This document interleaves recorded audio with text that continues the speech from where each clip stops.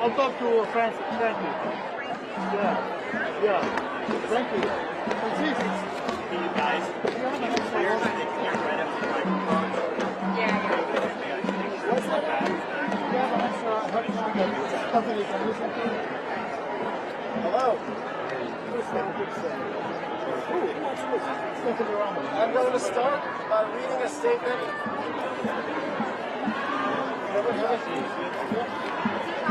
I'm going to start by...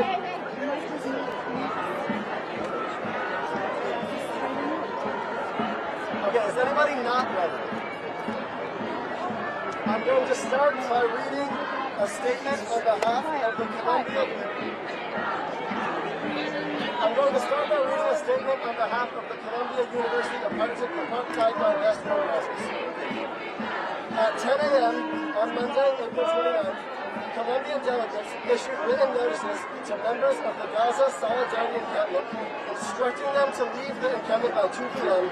or receive an interim suspension, including eviction, for students in university housing. Faculty in the University Senate have suggested that the university also has plans to expel and arrest students in the encampment with previous disciplinary notices. These repulsive scare tactics mean nothing compared to the deaths of over 34,000 Palestinians. We will not move until Colombia meets our demands or they are moved by force.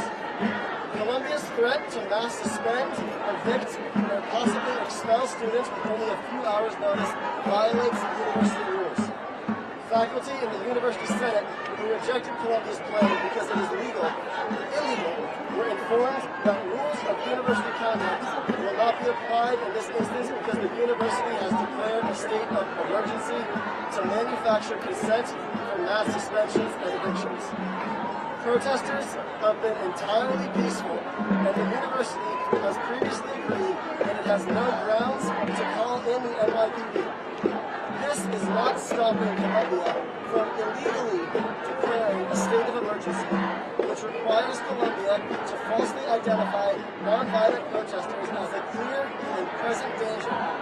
Colombia's threats, distributed through flyers, are reminiscent of the flyers the Israeli army launches from the sky to Gazans. Today's threats come after days of fruitless negotiations in which the university refused to seriously consider our demands for divestment, financial transparency, and amnesty for students and faculty disciplines in the movement for Palestinian liberation. Colombia pulled out of negotiations over the weekend by threatening students with a mass campus lockdown and the eviction of every undergraduate from their dorms. It is our position that good faith negotiations are not possible so long as the university attempts to win arguments by weaponizing food insecurity, homelessness, and military attacks as leverage. They have informed the university that they are prepared to escalate their direct actions if the university does not adopt basic standards of conduct for negotiations. The university has repeatedly lied to the public about their so-called concessions in negotiations while refusing our request for more transparency. For example, they propose to share information about their direct holdings, neglecting to mention that these account for only 6.12% of Colombia's $784 million publicly traded investments. They also would not consider bare minimum divestment proposals. For example, to divest from the weapons manufacturers that directly profit off of thousands of bombs that have decimated Gaza, killing at least 34,000 Palestinians thus far. Instead of engaging with our negotiators in good faith, the university has done nothing but intimidate protesters in an attempt to disperse the encampment and proceed with the semester as usual, ignoring the ongoing genocide and the institution's complicity in it. We stress that during a genocide, business cannot continue as usual. Today is day 205 of genocide in Gaza. We must take action to end the true state of emergency, Colombia's complicity in genocide. With that, I'm going to turn it over to the amazing people on our negotiation team. Can you say and spell your name for us? No.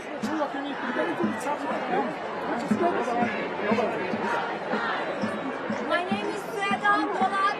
That spells S-U-E-D-A. Last name Polat spelled P-O-L-A-T. I'm a student organizer and one of the negotiators for CAUSE. Earlier today, President Shafiq sent out an email announcing the end of negotiations and declared explicitly that the university will not divest from Israel. In that same email, President Shafiq claimed that we had had constructive dialogue regarding the student encampment and made insincere statements regarding the university's actions. The university's negotiations evidence an elementary understanding of the words boycott and divest, which have been at the heart of the student movement and at the heart of our encampment. While the administration offered us a timeline for review of divestment proposals, they refused to give us any commitment that the ultimate decision would be binding. They offered us limited financial disclosure by giving only their direct holdings, yet not the indirect holdings which account for the vast majority of this university's endowment. They also threw bribes at students. Shafiq talks about early development childhood education programs for Palestinians in the West Bank and Gaza. She talks about a resilience fund for Gazans. This amounts to nothing more than bribery of the student movement. The administration also offered a review on the topic of boycott. Instead of closing down the Tel Aviv dual degree program, instead of shutting down the Tel Aviv Global Center, which has not yet broken ground, they said they would review access to these institutions, to these programs, overlooking conveniently the fact that these programs can never be in line with the university's own stated policies of non-discrimination and equal opportunity. This is a smokescreen, bureaucracy is a prison, and the students refuse to trade in the blood of Palestinians. The university has conducted itself with obstinacy and arrogance, refusing to be flexible on some of our most basic points. That said, we were engaging in good faith negotiations until the administration cut them off under threat of suspensions. Where we asked for amnesty, they gave us more discipline. Earlier this morning, university delegates appeared at the entrance of our encampment with disciplinary notices, essentially alerting students that they could choose to do one of two things. One, sign an attestation form at the exit that would put students on academic probation on the condition that they abide by all university rules until June 30, 2025, or until their graduation, whichever comes first.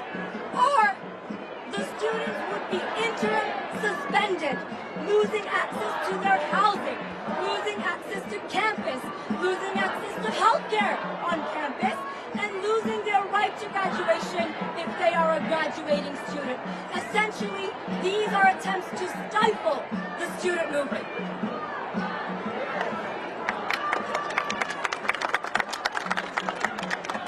Once again, the notices are yet another intimidation tactic from the university. These tactics are reminiscent of those employed by the Israeli occupation against our people in Gaza and Palestine. Ironically, the notices assure students that their rights to demonstrate will be protected by the university if they sign these papers.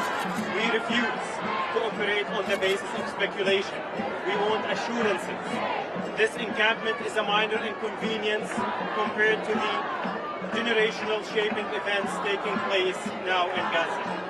Throughout the negotiations, the Shafiq administration treated this movement as a matter of internal student discipline rather than a movement, or rather than as one of the great moral and political questions of this generation.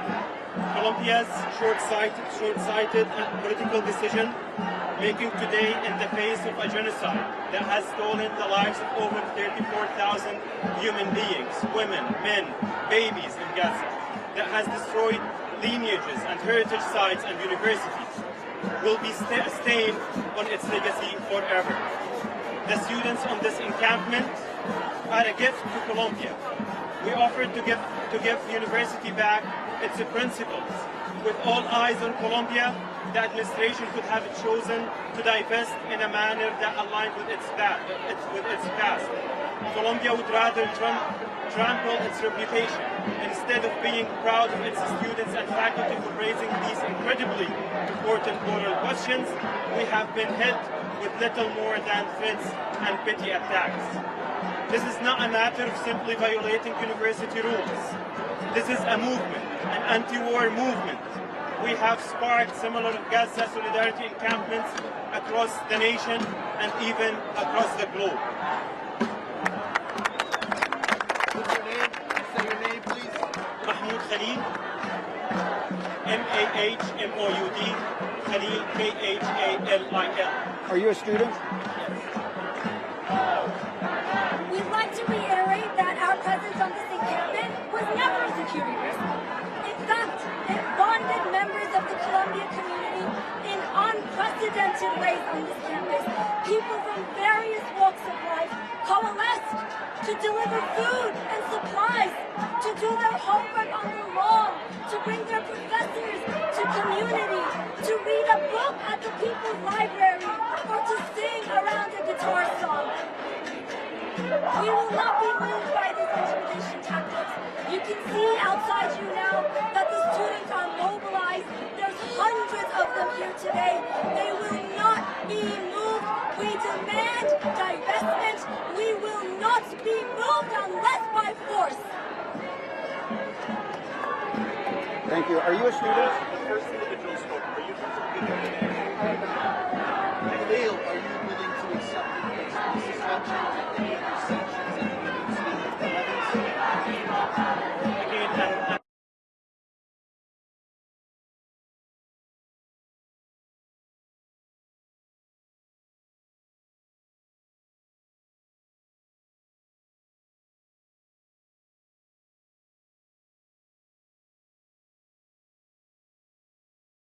all this and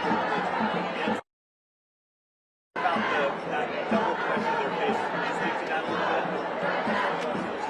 Yeah, your school administration. The administration needs to put aside geopolitical interests in U.S. politics and decide on the matter of justice, as it has always done. This university previously divested from apartheid South Africa. This university had a movement against the Vietnam War. This university understands what it means to be principled, but it is buckling under congressional pressure, and that is unacceptable. It is not up to me as a student to make the university act according to its principles. That is up to the university. Directly to this idea that there is a main what do you think of that accusation? I think this has been addressed 100 times over. For the 12 days or so that we've been on this encampment, there has not been a day that we didn't make an effort to address these claims. And at this point, they are a diversion from the death and the massacre in Gaza. A diversion. That being said, I will answer it once more. We have community guidelines. Every single individual, politicians, members of faculty, students coming from diverse political backgrounds or faith backgrounds, read those community guidelines and enter this space with agreement on those guidelines for open dialogue between all people. There has been no violence on this encampment.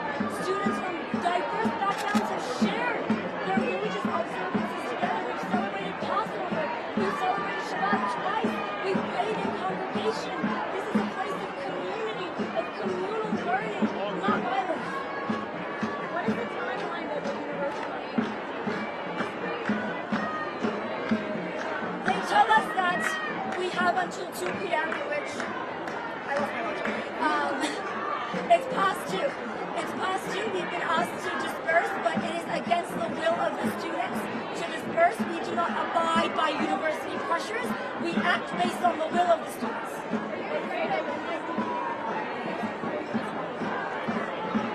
Students are aware of the risk of law enforcement. They faced that risk once before, and they know how to come together again in the face of that risk. And we stand in solidarity with other student movements across this nation that are being brutalized in ways worse than others.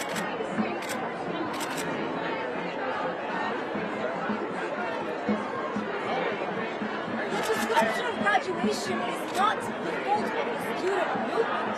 The disruption of graduation falls solely on the shoulders of this administration that has refused to meet our demands. We don't want a disruption of graduation. They do.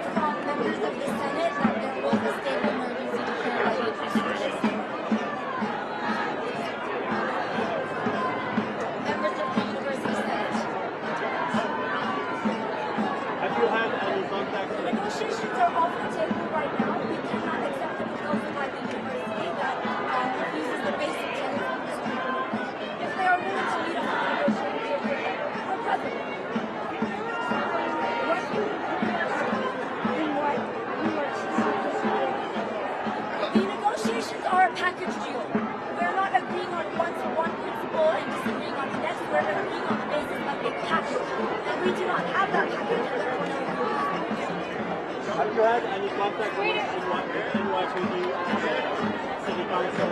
Do you have any message for them? No. No message? Divestment, disclosure, amnesty.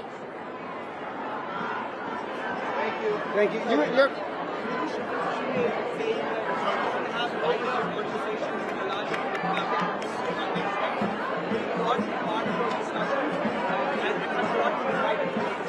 What has always been open to discussion, always been open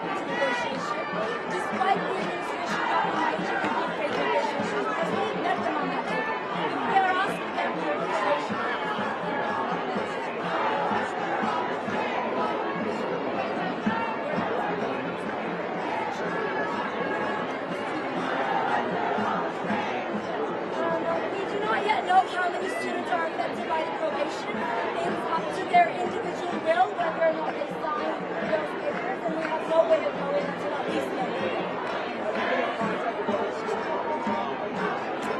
I personally have not, but one has had contact with the campus protests. That they're similarly motivated, similarly resilient, and they're waiting for divestment, and we share those events. You are a current Columbia student, right? Yes. Thank you. Last question.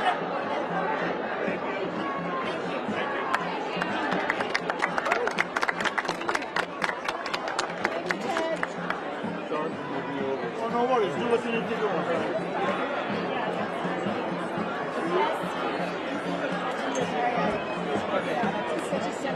Let me just connect for a second.